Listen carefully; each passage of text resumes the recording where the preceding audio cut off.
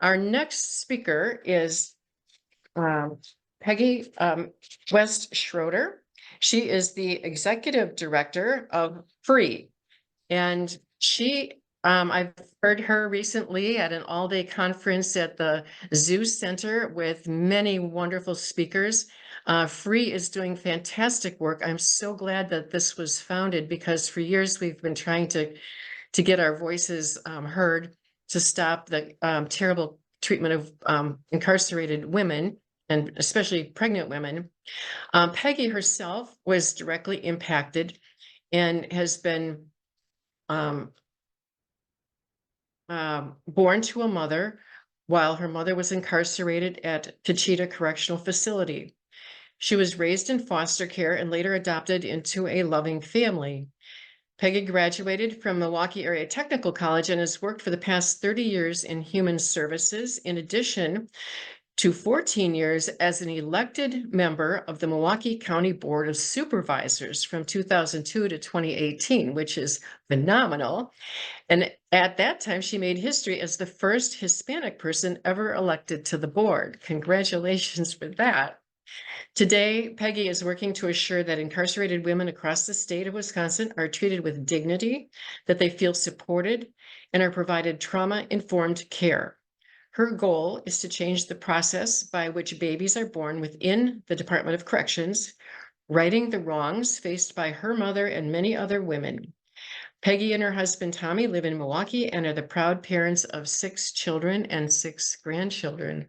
Maybe that's even more by now, I don't know. So please welcome Peggy. I am so happy to have you here and take time to educate us. All right. Good morning. I'm really happy to be here this morning too, and I'm very grateful for this opportunity. And so happy to see so many wonderful women here on a Saturday morning. I am going to share my screen. Before I do that, I want to just be fully transparent in that I talk about this all day, every day, right? This is what I live, breathe, and do. And so if there's terms that I'm using that you are not familiar with, by all means, come off the mic and be like, wait, and I will stop. If you have questions while you're going along, I'm actually presenting through Canva. So Lisa and Kathy are going to monitor the chat and make sure that I'm getting the questions in the chat because I can't see them. But I'm more than fine with people hopping off. I grew up again in a home where there was 8 children and I'm used to being interrupted and I don't have issue with that. So, but I want to make sure. So for your personal information, we do a lot on people-centered language, right? So you're going to hear me say people living with a criminal conviction, which is what we say instead of saying a felon, for instance. The other thing is that I will use the term incarcerated people or incarcerated women versus saying inmates or sometimes I'll even say people in their care because that's a term that we fought for and they're currently at least trying to use, I think, on some magnitude. Now, so we also use the term directly justice impacted people. So what that means is I am a directly justice impacted person because despite everything that I've been through with my mother, which makes me indirectly impacted, I also am a person living with a criminal conviction. So I have both sides of that. So indirectly impacted I am because both my mother and my husband are both directly impacted by the criminal legal system. I am also directly impacted through my dealings with the criminal legal system. So those are some terms that we'll talk about right off the bat. So instead of now in the future saying, some things, saying felons or saying convicts or other things, you can now the lingo.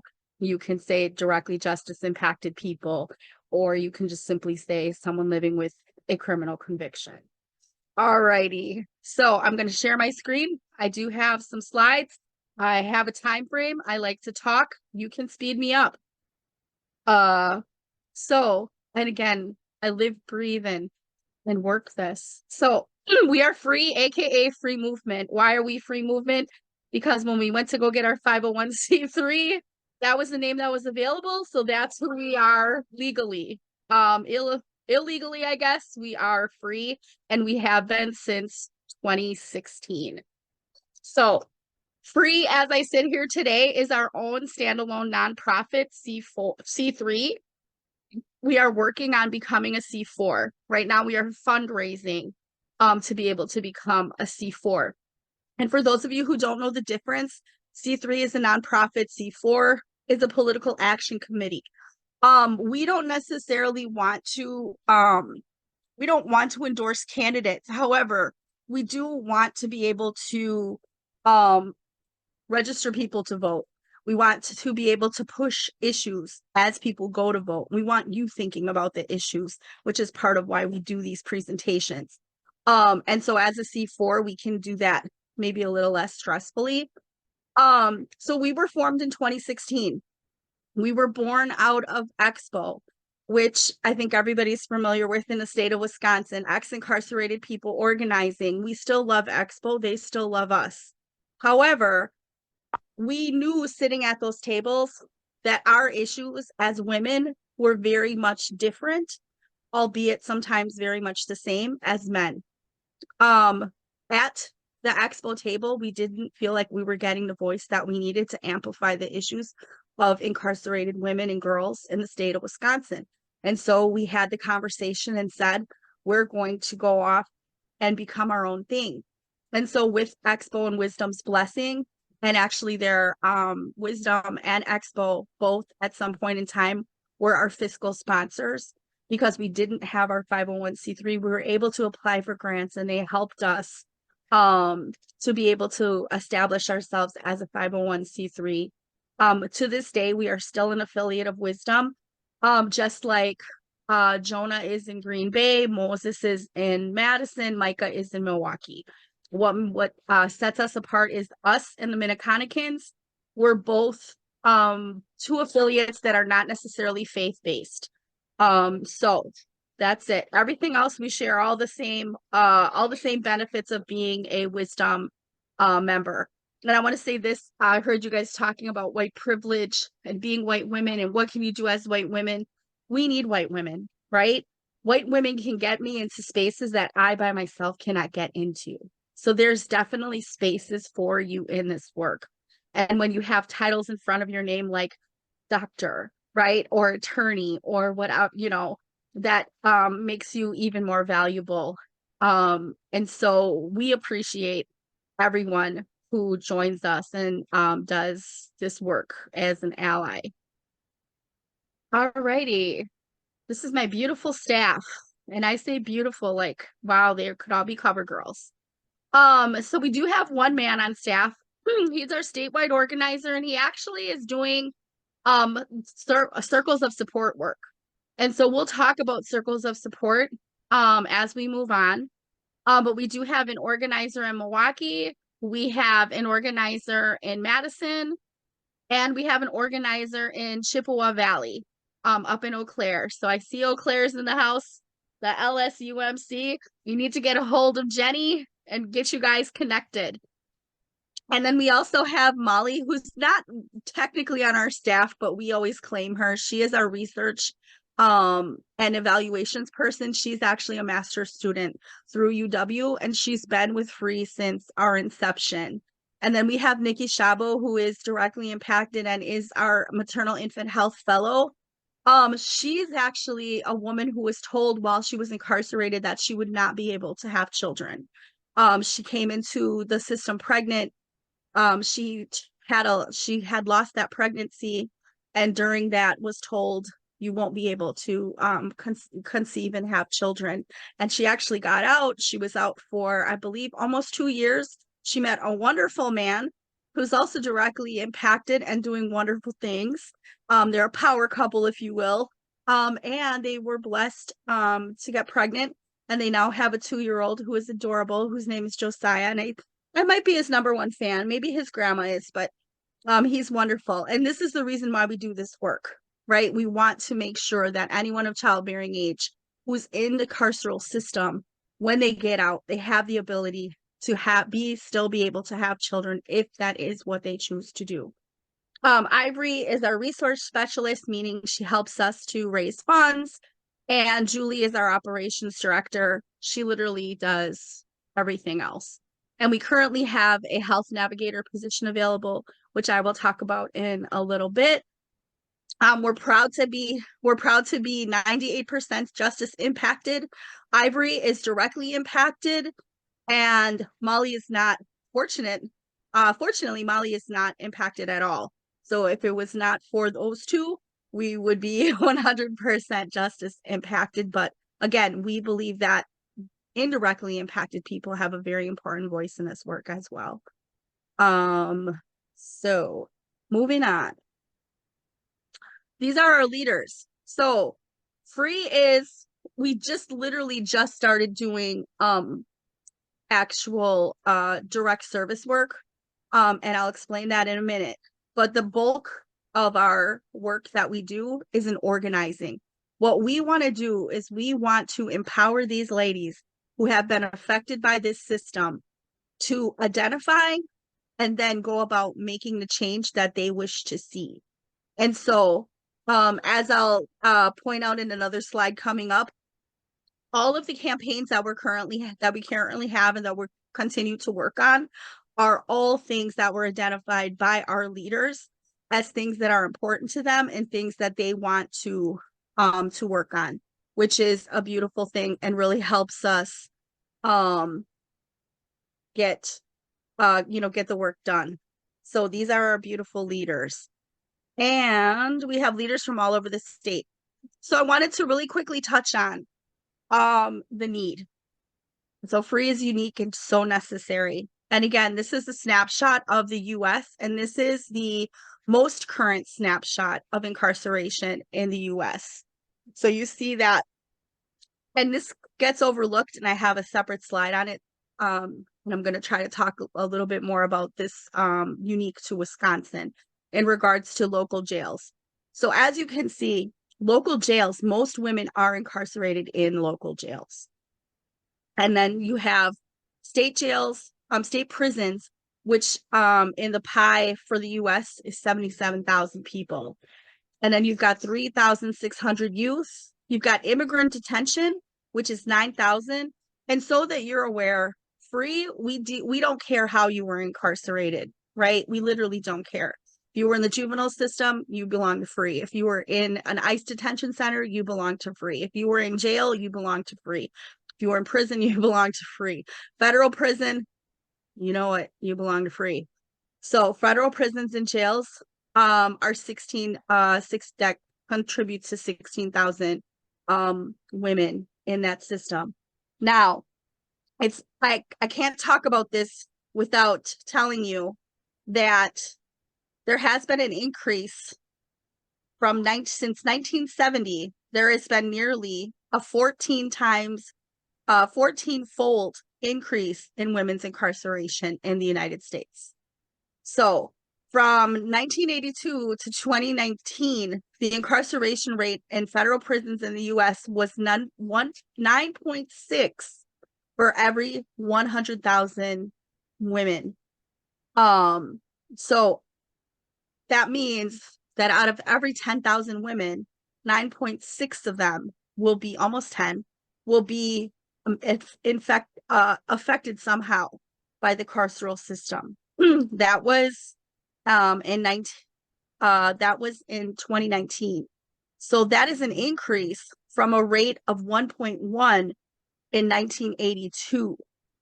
So the numbers of women incarcerated just continues to grow at an alarming rate. Most of the time when you hear about women's incarceration, they want to tell you it's at an alarming rate. In Wisconsin this week, there are 1,521 women who are incarcerated in the state of Wisconsin in 3 different facilities. When you look at that data, sometimes they also include the Dodge Infirmary, sorry, I should say. This week there are no women in the Dodge Infirmary. So 3 facilities, which is Tachita, Robert W. Ellsworth, which is in Sturtevant, sorry, and the Milwaukee Women's Center, which is in Milwaukee and is like a transitional um place where women go, hopefully when they're re-entering into society. I want to just throw this out there because this is maybe an opinion that I share by myself, but the federal system, when you are transitioning back into the community from the federal system, everybody goes to a halfway house. And then your stay there depends on your progress. I tend to think that this is a good model. Because as we'll talk about it, in a few minutes, we do not do reentry well in the state of Wisconsin prison system. And what I mean by that is we actually have we have a housing campaign, and the back of the shirt on our housing campaign says, let this sink in, 47.5% of women released from the Wisconsin prison system are housing unstable. And housing unstable is a really nice way of saying they're homeless. They don't have a home that they can call their own. They don't have an address they can give you. They may be couch surfing. They may be staying in a shelter. They may be staying somewhere, but it's not their own house. So imagine if we had a system where we were actually being supportive and putting people in supportive housing. And again, I'm not going to say that federal halfway houses, all of them are supportive transitional housing, because they're not. What I will say is we have a lot of interaction with Parsons House here in Milwaukee, and they do, in my opinion, the best job they can with what they have in order to be supportive and to make sure that people are landing on their feet. So the next slide I have here is drivers of women's incarceration. And the question underneath is, do we need to incarcerate for the things that we're seeing women be incarcerated for? So again, this is a national picture. So drugs is one of the biggest drivers. 18,900 women currently are in some type of carceral situation in the United States due to drugs. And that could be a mirage of things, right? That could be a crime that you committed to get drugs. That could be possession of drugs. That could be possession with intent to deliver. It could be a whole lot of things. So drugs, when we take a look at drugs, I think there's a lot of programs out there, and there's a lot of things that are available to people who have substance use disorder, where any of us could probably make the argument that depending on the crime, someone would not need to be incarcerated for a drug conviction, right? And then you have the layer that Kathy just added with personhood, because the personhood doesn't just happen with women who are currently pregnant. It could be someone who was incarcerated 20 years ago that when they go to the doctor and find out that they're pregnant, their county then decides that they need to get involved and they need to have CPS involved, and they need to, make sure that this fetus is in protective custody. And we're actually calling that the pregnancy to prison pipeline, because unfortunately it's happening more and more across the United States with the dissent of Roe versus Wade. We see women who are going across the state line to get reproductive services being penalized when they come back to their home state. We're seeing people being, believe it or not, being jailed for having a miscarriage. Any number of ridiculous things going on these days. Public order. So public order is an interesting one. Public order could do with possession of a weapon. DUI is considered public order. There's also obviously disorderly conduct.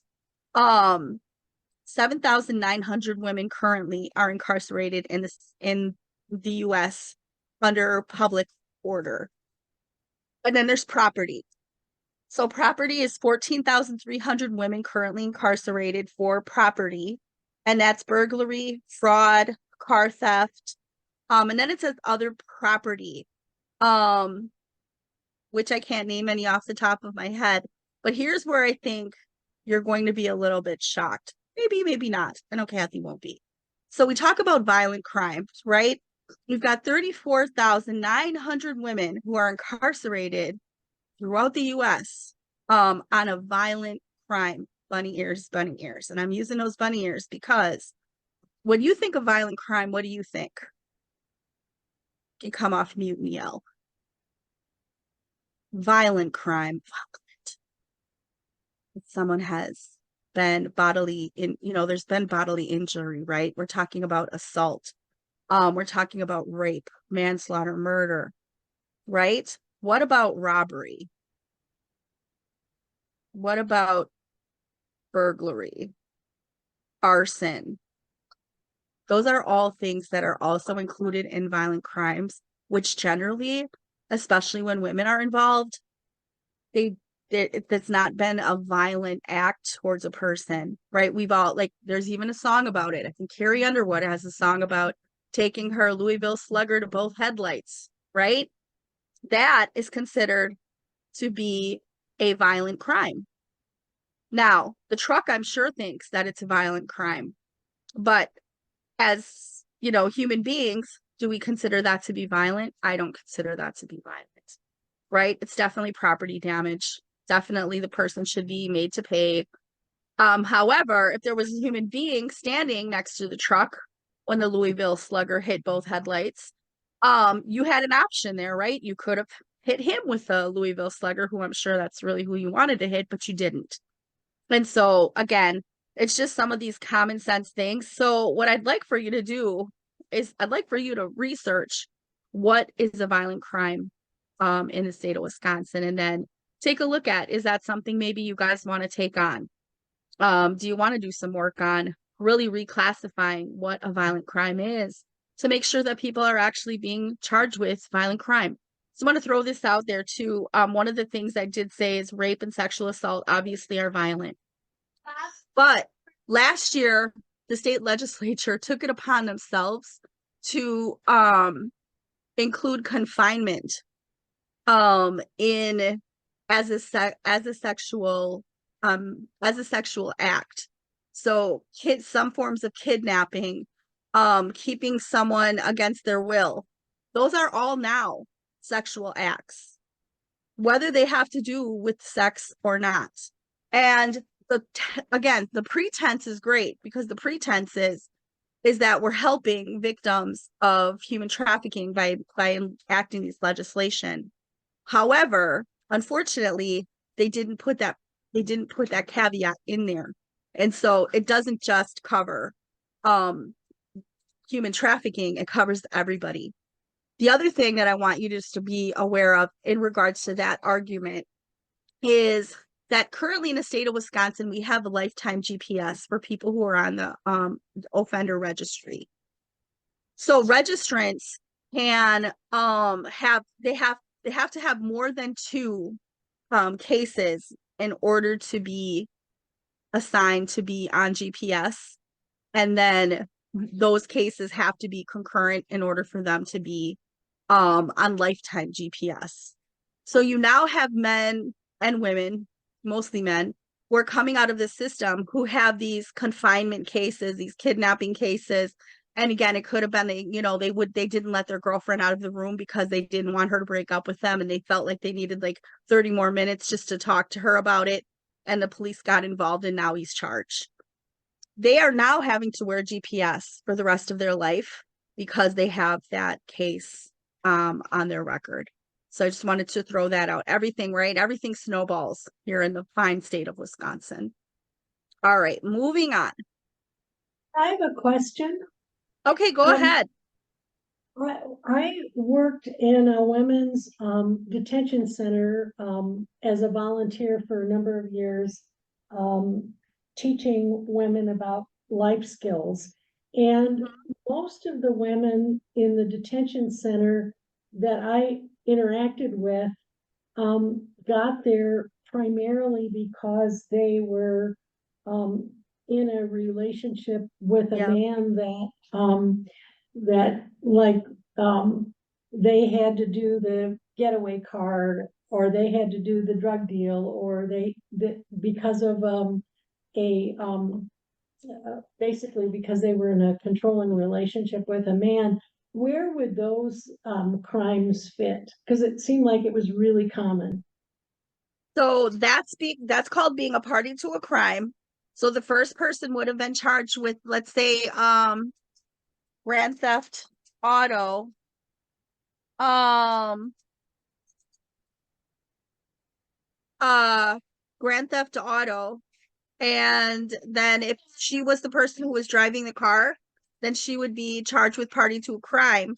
In the state of Wisconsin, it's up to it's up to the judge, but normally people get charged exactly the same way as the person who committed the crime. Now, there are other states where um if you are involved in any means in, say, a homicide, you then get charged with murder. So if you were driving the car, you are just as guilty as the person who shot, stabbed, suffocated, whatever, the person who passed away.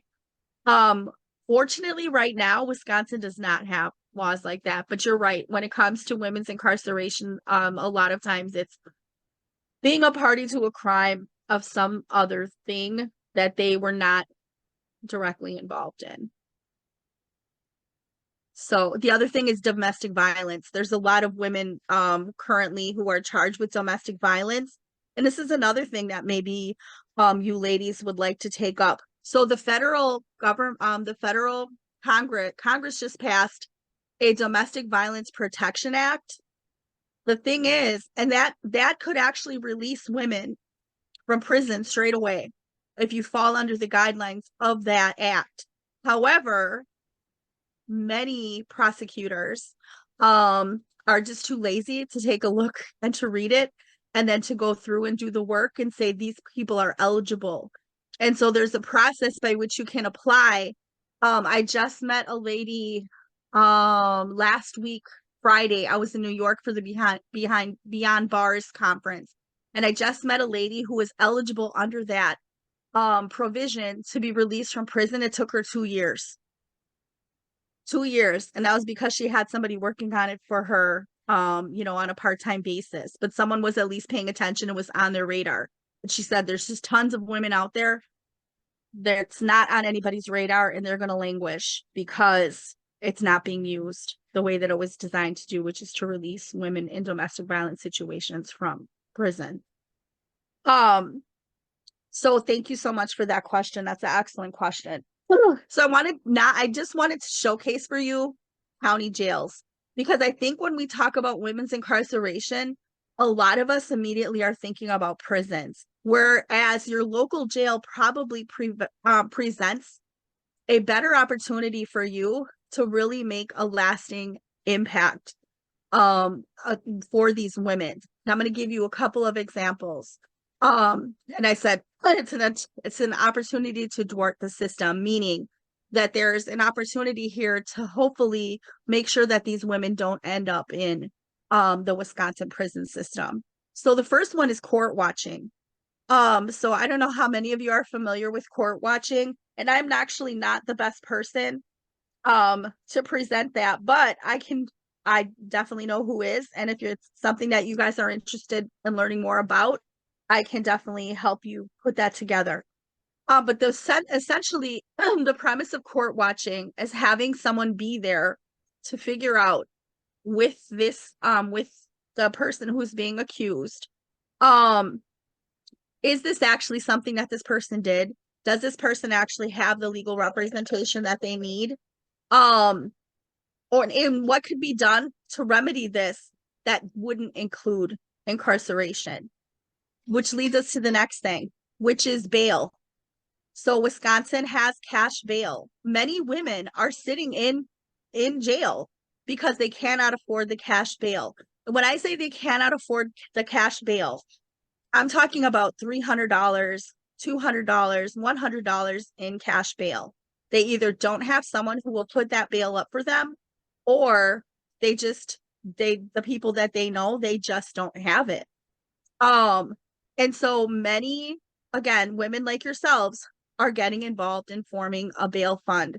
Or because Mother's Day is coming out, you see across the state, many women get together, we pool our money, and we do a Mother's Day bailout, which is intentional You go in, you take a look at women that are in your county jail, who's going to be the best bang for your buck, if you will. And I know it sounds terrible to say it that way, but who's going to show up for court again? Who has kids at home? Who has a reason to be on the outside and a reason to want to stay on the outside, which would make you want to invest your money in bailing this person out and making sure that she's coming out. And normally the women that get picked are women who have jobs, women who just got in, women who have a case that's, you know, something that's not going to languish in the judicial system for years and years, but something that can be tied up pretty quickly. But again, so bail.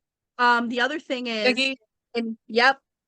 how do you access that information? How do you get, information from the jail to find that out and make the assessment? You would contact the jail administrator and let them know that you're interested in doing a Mother's Day bailout and that you need their assistance in identifying women who are eligible for bail and who you believe or who they believe would be good candidates for a bailout. Thank you. The other way you could do that is you could also use social media and say, Women United in Faith want to do Mother's Day bailout for Dane County. Please contact us if you have a loved one who is a woman who is currently incarcerated in Dane County. And then you could gain information that way.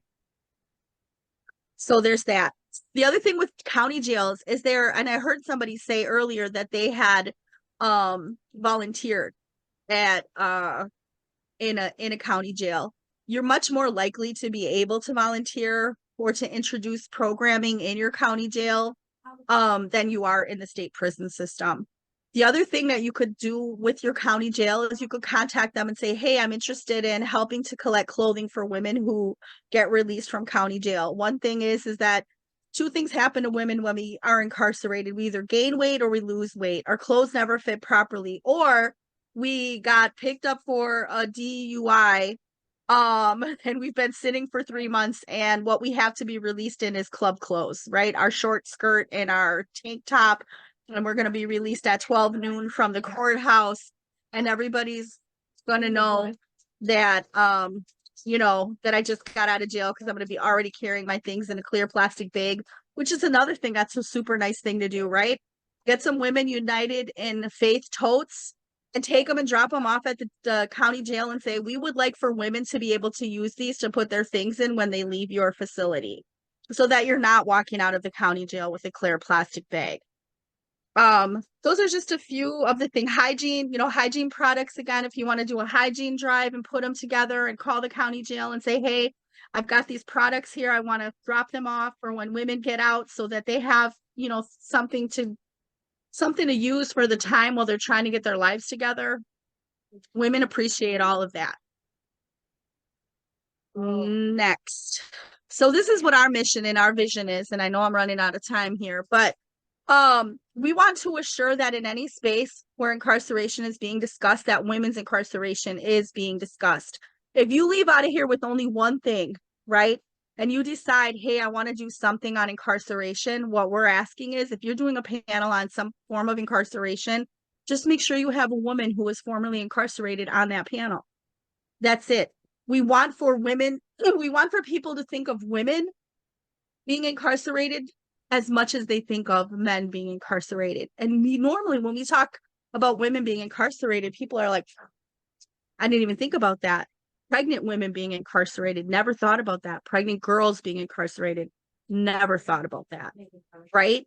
And like I said in the beginning, women have a very unique perspective as being people who are incarcerated over men. Not one's better than the other. However, we do things with our bodies men cannot do. And those things are paramount for not only ourselves and for that little person that we will bring into this world, but for future generations of people. Because one thing we know is that incarceration is generational. How do we break that cycle? And we believe that one of the ways that we do that is bringing dignity into childbirth. I am a 54-year-old woman who does not know what I look like as a newborn. I have no pictures of myself with my mother as a newborn. Those beautiful pictures you see of everybody holding their baby in a hospital bed, you will never see one of those with me. I did not go to foster care till I was 6 weeks old. I don't know why. Was I born premature? Was I born addicted to something? What, did I have fetal alcohol syndrome? I don't know. All I know is that there are no pictures of me existing before I was 6 weeks old. Right? And even though I was placed in a very loving foster home, I was told repeatedly that I was someone's dream come true, which is a beautiful thing to be, right? I was later adopted into that same home. That's not everybody's story. And as beautiful as that is, I am now a mother who has children and grandchildren who don't know our history. They know someone's history, but it's not ours. And I really want for them to know our history. I actually just found my biological father like 2 years ago. He had already passed away. And so thankfully I have a biological sister that I talk to. But you know, she doesn't even know all of the things, all of the questions that I have, right? Because she's a different person than me and not necessarily interested in all the same stuff that I'm interested in. So always there's always something that you guys can be working on to help. Like I said, so we'll talk about some of those issues in a minute. So our vision is that free centers, the most directly impacted women and girls. We believe in organizing an organization. We seek visionary alternatives to the current systems of injustice and incarceration. So what we do is we want to reimagine communities. What does it look like for women not to have to go to jail for 90% of the things that we currently incarcerate women for? All right, so here's our campaigns in a nutshell. And then I'm gonna go to the next slide because that's where we break it down most. But we have maternal infant health, we have housing, and we have healthcare for all. So all of our campaigns fit under one of these three slots here. And now when we talk about our goals, these are our campaigns laid out. So we have a Wisconsin prison doula program that we are presenting. Before we had a switch in the DOC secretary, because the DOC secretary just resigned and we don't know who the new DOC secretary is. We were 18 months out from doing a pilot program for a Wisconsin prison doula project. The doula project would go into the prison system, work with women who came into the system incarcerated, basically do Lamaze class, what to expect while you're expecting, talk to them about their nutrition, talk to them about lactation. And then during birth, they would obviously be there with that person. Currently in the state of Wisconsin, pregnant women birth alone.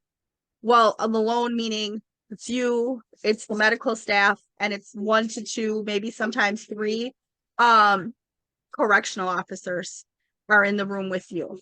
And so it's definitely not the situation that anybody wants. Or when you think of beautiful birth stories, that's definitely not, I've never heard anyone's birth story include that.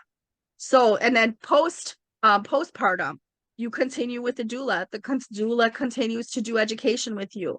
They continue to educate you on things going on with your body. They continue to work with you on your lactation. There's a lactation room at Taichita. And so they make sure that mom is able to extract her milk and then able to get it to her infant.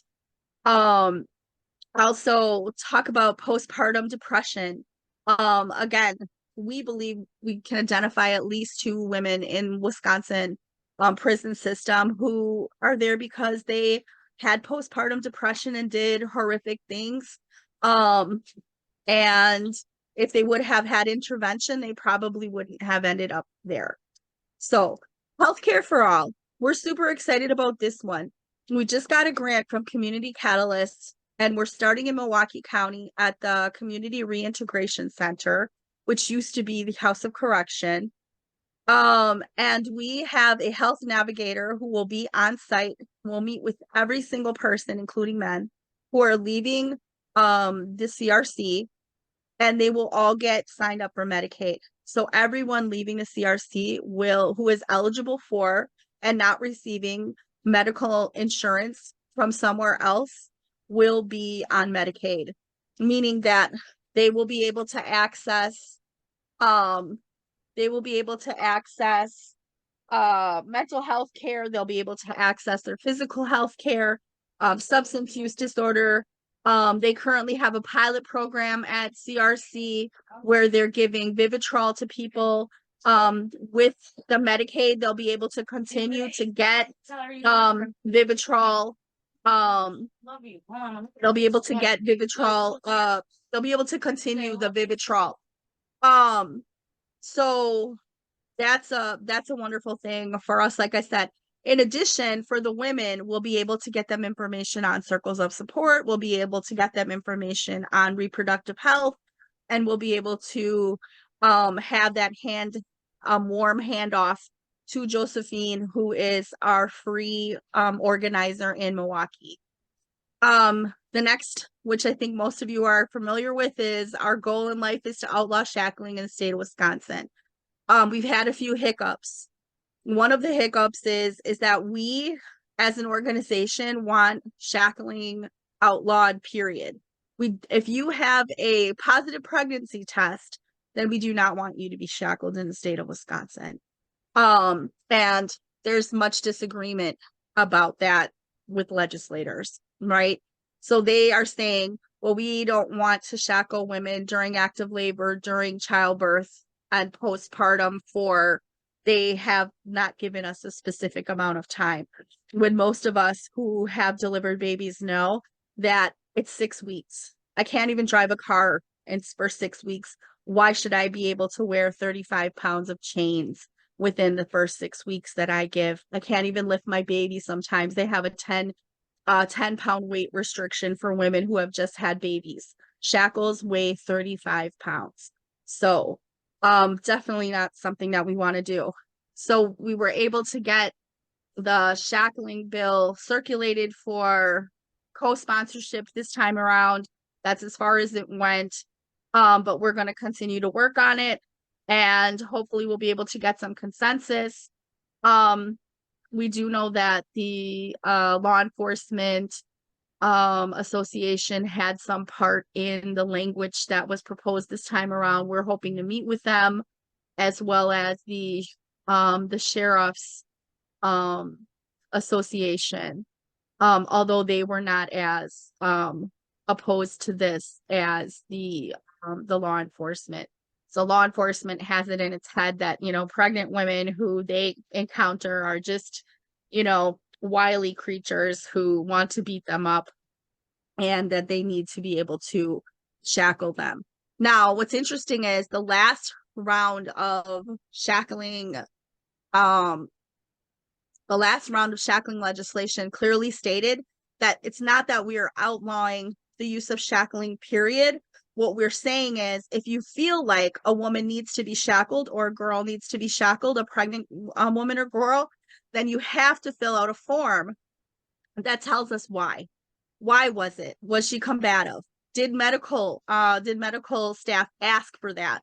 What's going on? What was the underlying reason why we felt like we needed to do this? Because then at the end of the year, we can go in, we can request those reports, we can sit down with knowledgeable people, and they can take a look and say, this is legit, this is not legit. And then we can publish a report saying 95% of the shackles used on pregnant women and girls in the state of Wisconsin were not needed.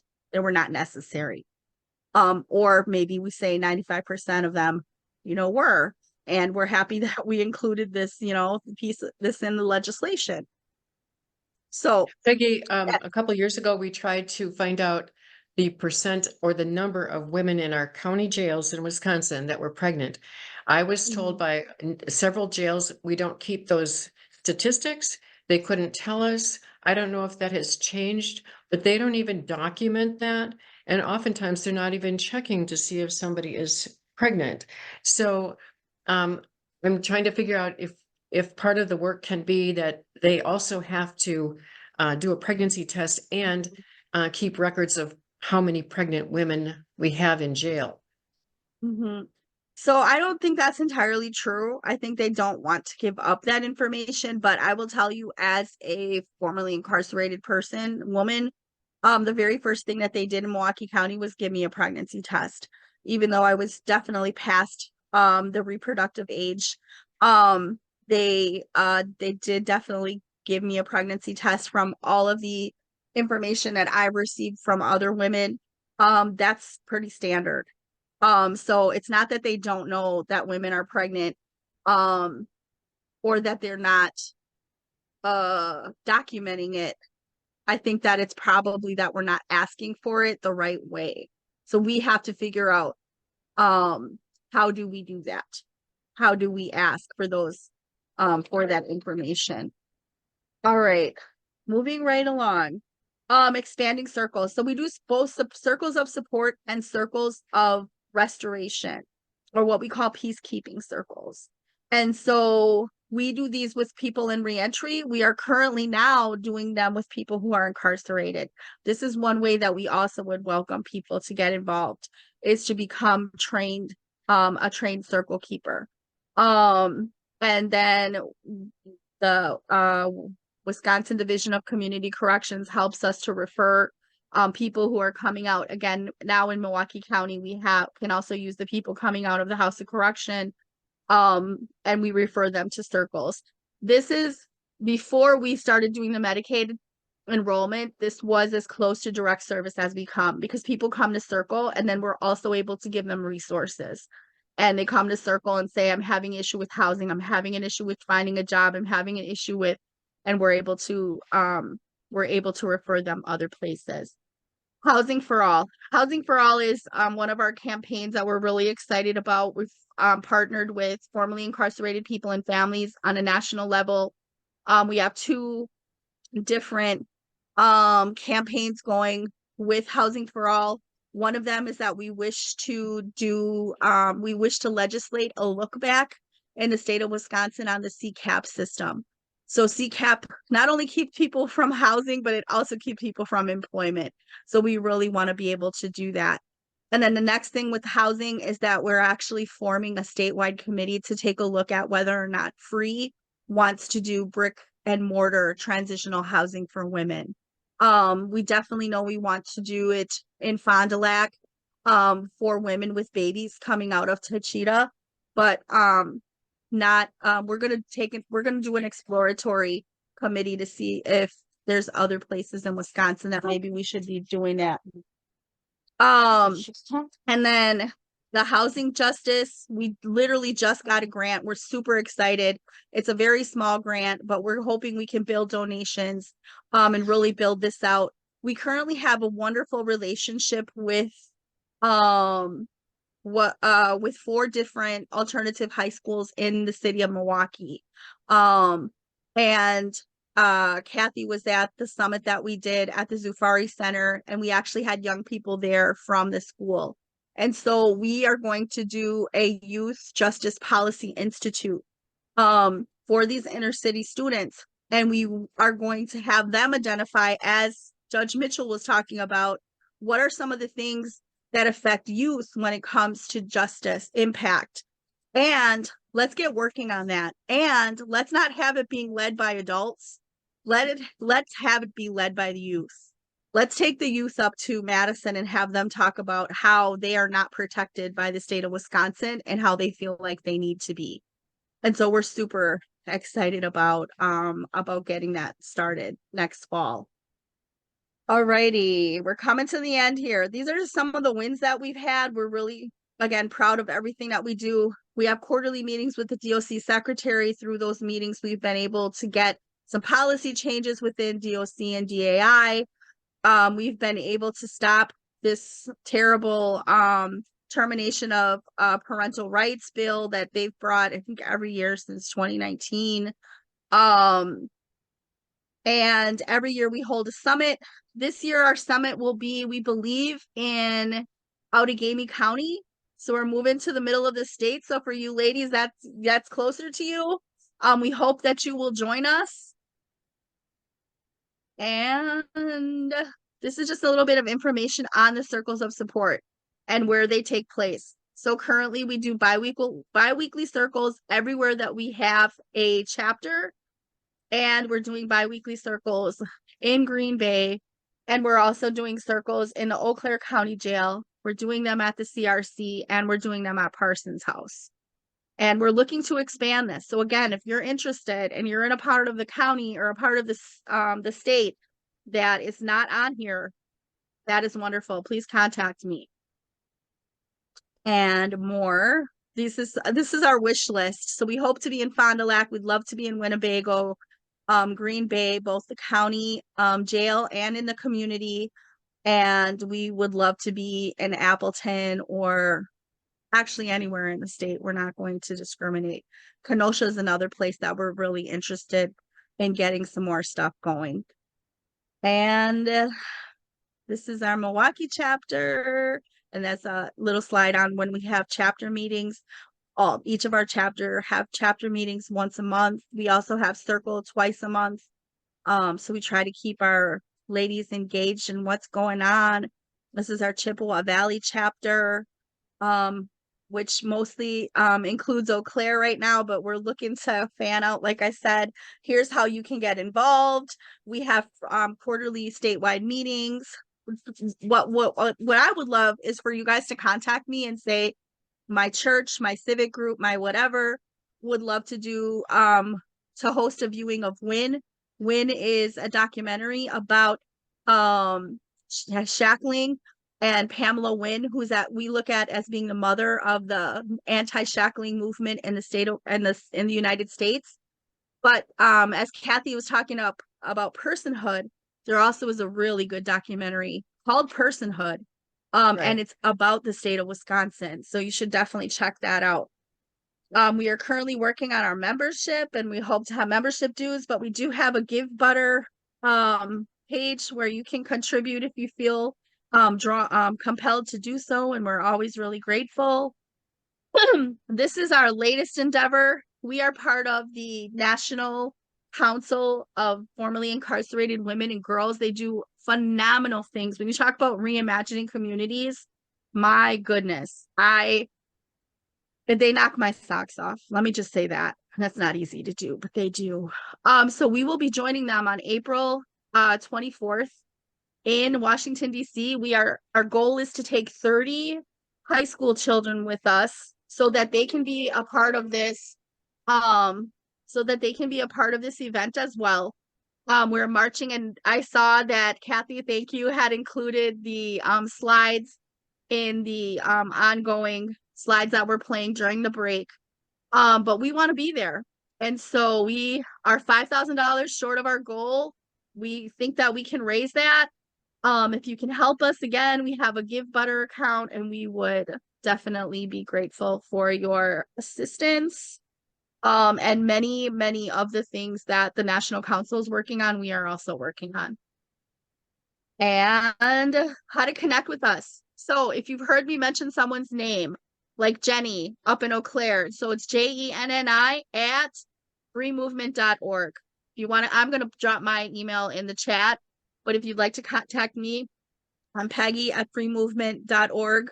And then if you have a general question request, you can go through hello@freemovement.org. Although now that you know me, we're besties, you can contact me. I will definitely hook you up with whatever you need. So that is us in a very large nutshell. I'm going to stop sharing.